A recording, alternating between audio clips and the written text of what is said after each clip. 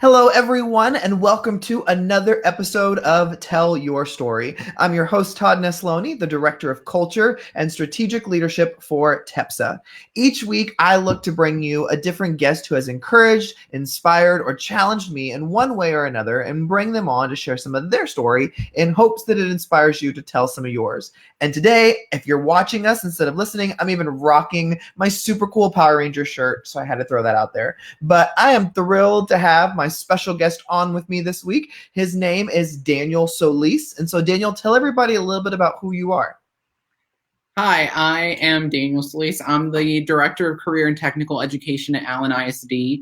I did not originally plan on going to school to become an educator. I actually did not go to school to become an educator. I got my bachelor's degree in mass communication and wanted to go into television broadcast, and ended up teaching television broadcast at a high school. And that's how I got into the CTE world. I loved what CTE teachers do every day in preparing kids for their future and their careers. And I'm still in it. So, So, if we have people listening who don't know what CTE is, how would you describe it? So Career and Technical Education, otherwise known as CTE, is a federal program that states have across the nation to equip students with the knowledge and skills to be successful post-secondary. And so we have a coherent sequence of courses that prepare students for their careers. And usually at the end of the coherent sequence of courses, the 11th and 12th grade advanced CTE courses, students usually earn a industry-based certification so they can go straight into the workforce and earn a decent wage if that's what they choose to do, or if they want to go to college and get some work experience underneath their belt, they have the the skills and the credentials to do that. And so CTE is a big deal in Texas. I know that for sure, and we are very excited about some of the opportunities we're providing our students, really starting in 7th grade. That's awesome. Well, I want to backtrack a little bit with something else that you mentioned. So you wanted to go into broadcasting at one time of your life. What kind of drew you into that? Why was that a passion of yours? I don't know. I wish I had a really cool answer. I remember being a little kid, like watching the weather all of the time. So I really wanted to do like broadcast meteorology. Fascinated by Mother Nature and like the force that is Mother Nature. And so just genuinely enjoyed watching the Weather Channel 24/7. I mean, it was pretty sad. That was my childhood, was watching the Weather Channel. Super, super excited about the weather all the time. And so I was just fascinated with the television broadcasting industry, and decided to go get a degree in that. So it was first generation. Neither one of my parents went to college, and so that was also kind of like a new experience for my family. And once I got into it, obviously loved the broadcasting industry, but through my side job, which was actually a retail manager, I was a retail manager through college, and I was responsible for a lot of the training. So like training our associates to be customer service oriented, to accomplish and reach, the sales goal of the day, and coming up with strategies on how we were going to do that. Through that experience, I realized that I really had a passion for teaching people. And so my approach was really educating associates to become a better, sales rep, or to be a better stockroom associate. And so at the end of that experience, I kind of pulled back a little bit and said, well, I think my passion really is teaching, not necessarily broadcast, whereas broadcast was something I liked to do. Educating others was something I loved to do. Got it. So you mentioned you were a first generation college graduate. So growing up, was college ever even part of the conversation, or did that just become a passion on your own? I always loved school. And so I knew that school was going to be a part of my life. And I'm still in it right now, working on my doctorate. And I knew that was going to be my pathway. And what it looked like, I had no idea. I come from poverty, not the most of ideal circumstances as a child. But one thing that I saw over and over again from just people that I looked up to was that education was kind of that key to, live and build a better life for myself and, for others. And so education was the only way for me. And so I tried to reflect on that experience and bring that to my leadership whenever possible. Well, I'm sure that's a great thing that you can have conversations with students too, because I'm sure, especially in the CTE environment, you're probably working with a lot of kids who didn't think that college or something was on their radar, or even a trade school. And so to be able to share your own journey of, I may have not had parents who are pushing it down my throat constantly, but it can still be in your path if that's something you want to pursue. Do you find yourself having that conversation at times? Absolutely. And I think a lot of it goes back to, giving students the opportunity to really explore what they're passionate about. Like, what do you like? What are your interests? What are your strengths? What are your weaknesses? And then, doing that at an age early enough to where a student can really start to understand, what they have or what their outlook is in career or in college. And so one of the things that I'm very passionate about is implementing that foundation really at the middle school level to give kids an opportunity to explore themselves and get to know themselves in a world where there's a lot of celebrities on social media and students trying to be something that in some cases is just not reality. Right. Allowing them to explore what they or who they are, and then connecting them with a career pathway or a college pathway that makes sense for them based off of their interests and their strengths is really what I'm passionate about. And I was fortunate enough to have educators all throughout my K through 12 experience that connected with me in doing that. And so to me, it just makes sense that I try to provide that to other students, because had I not had that, I don't believe that my path would be would be the way it is today. So I try to give back whenever possible in that way.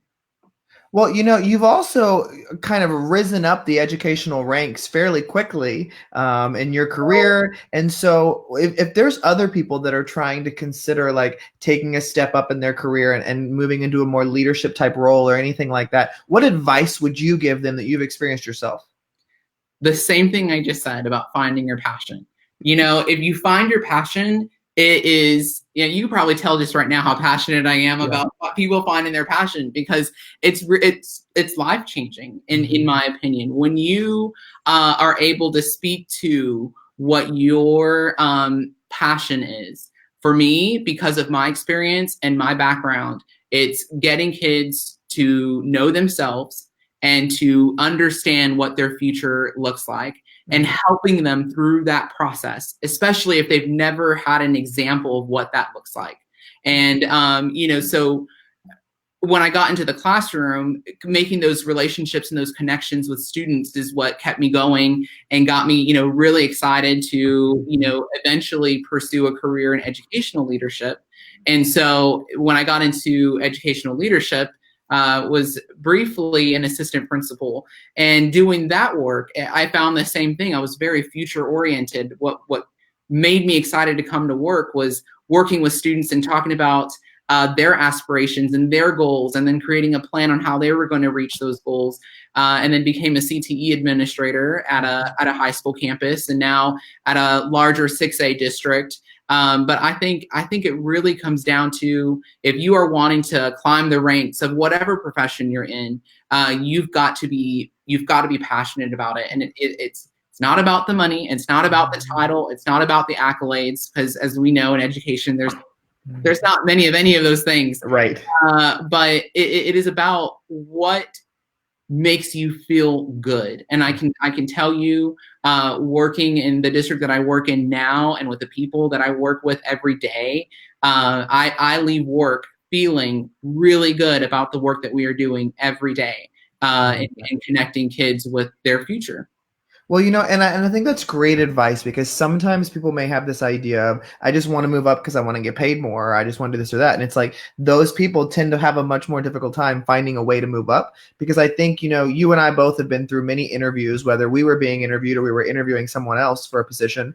And you can sense passion, and that always draws me in quicker than knowledge, because I know I can teach somebody how to do stuff, but I can't. Like I was telling you when they said, how do you pick a teacher? And I would say, I find teachers that really love kids, because I can teach teachers how to teach. I can't teach a teacher how to love a kid. And so I think that that's great advice. And so my other side of that question, though, is obviously with the moving up and the success you've had, and the new roles you've gotten to pursue, there's still got to be this doubt that creeps in sometimes of, am I the right person for this job? Did I make the right decision? Is this all too much? I mean, when that doubt starts to creep in, how do you not let it take control? There's this quote that I heard, I believe Oprah has said it before, that says, you need to be the driver of your own life, otherwise life will drive you. And I always let that kind of like resonate with me. I don't know that anybody ever really feels like they are the right person for any job. Right. I've never felt like I was the right person, and I could genuinely say that every time I have stepped into a role, I'm like, oh wow, this is really happening.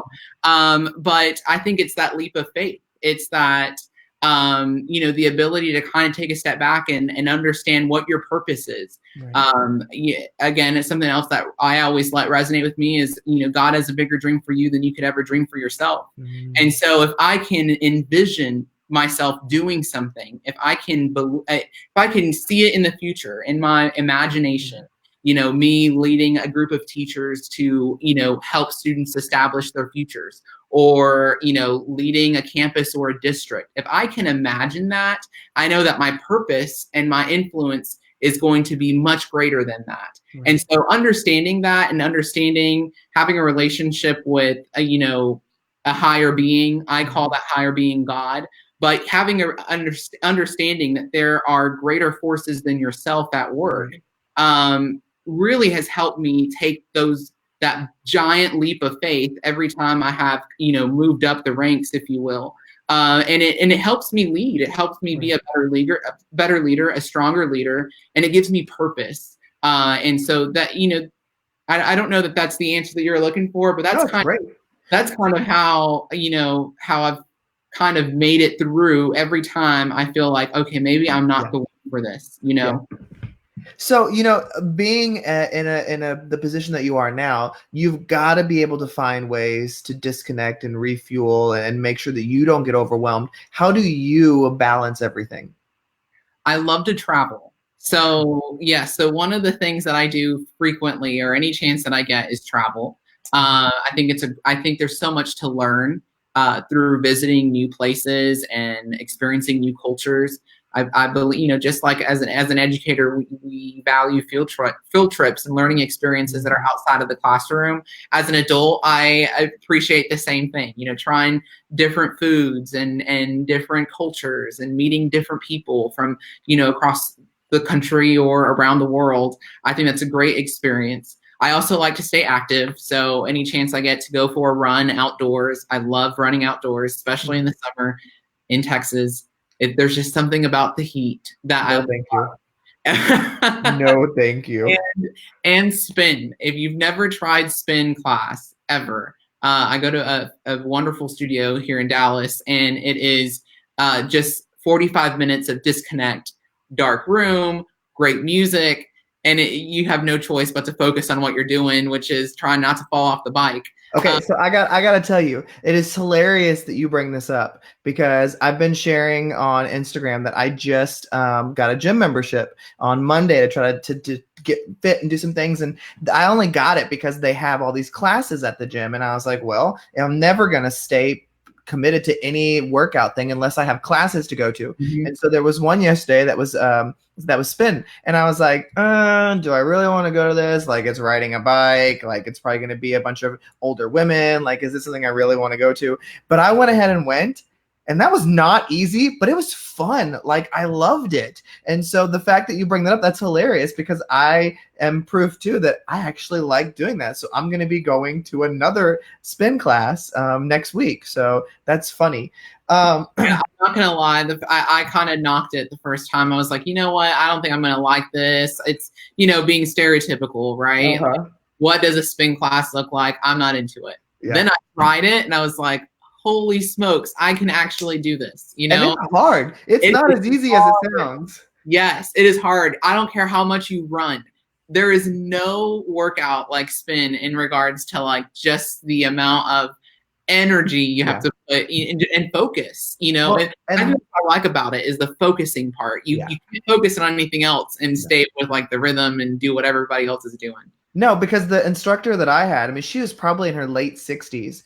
And she was like, so if you can't do any of this, like, it's okay to just do modified versions. I was like, it's riding a bike. Like, I've totally got this. And so we're doing it. And then she's like, okay, increase the tension and stand up. And I was like, okay, this is a little bit harder. And then she looks at me because I was the only new person in the class. And she goes, you're probably not going to be able to do this next one. And that's okay. Just do what you can. And I was like, whatever, lady, like I can do all of this. And then she does like this one-legged, other leg sideways. And I'm like, and I couldn't do it. And I was like, whoa, this is hard because there's a lot of, you really have to, like you said, focus on all the rhythm and making sure that you're doing this and that, or you're going to fall off or your legs aren't going to work or any of that stuff. And so it was a really great disconnect for me to go, I can't even think about other stuff that I need to get done because I need to focus on not falling off this bike in front of all these strangers. Right. That's true. Well, Daniel, so, you know, I kind of want to shift gears here a little bit because I love kind of seeing what led to make people who they are today. And so when you look back on your life and all the experiences that you've been through, what is one of those experiences that you think was really monumental in creating the man that's here today?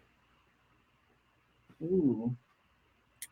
I think just my upbringing in general, where, you know, I come from a small South Texas town outside of Corpus Christi, it's Alice, Texas. Yep. And you know, I think having a close-knit family, a large, probably stereotypical Hispanic family, loud and loving and affectionate with good food and good music. And I often say my grandmother taught me how to dance before, you know, learning how to walk.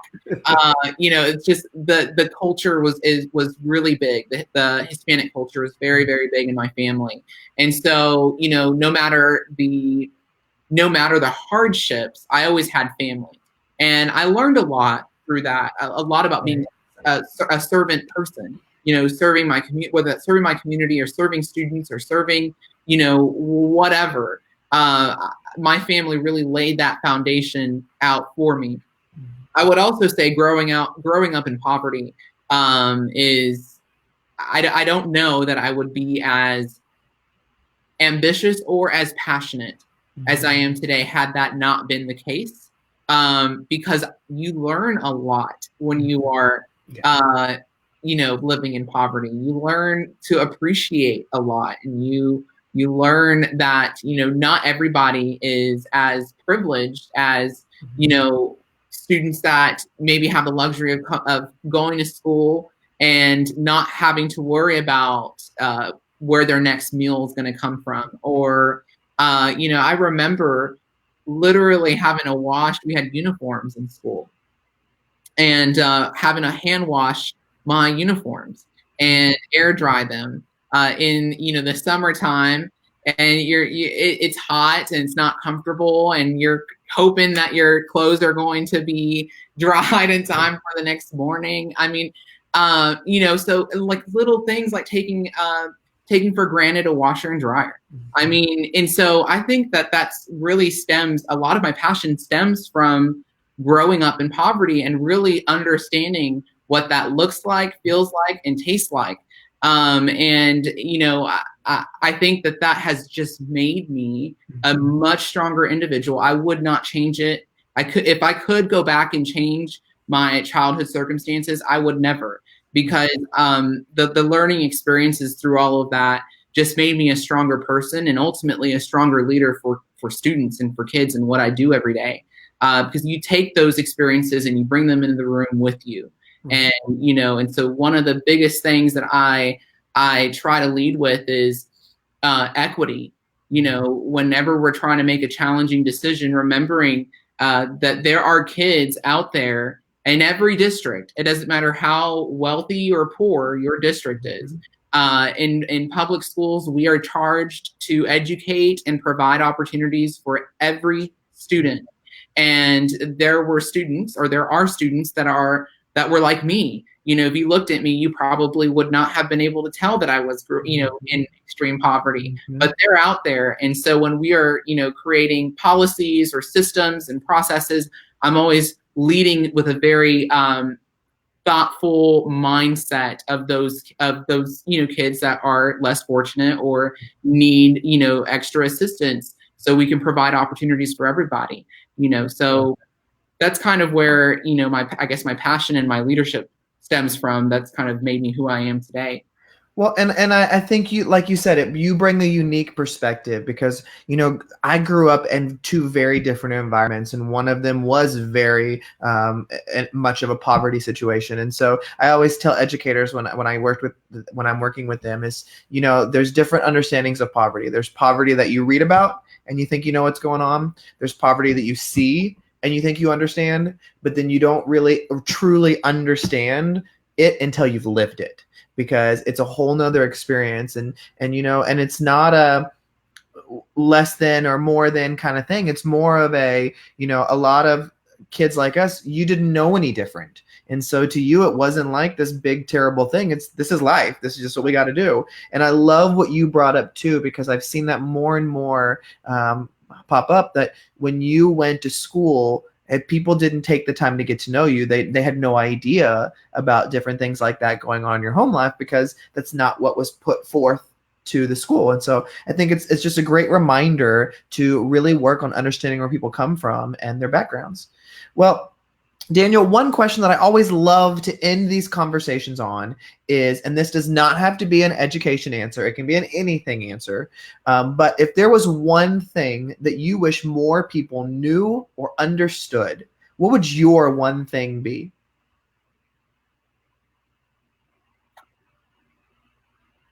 I think the importance of visioning.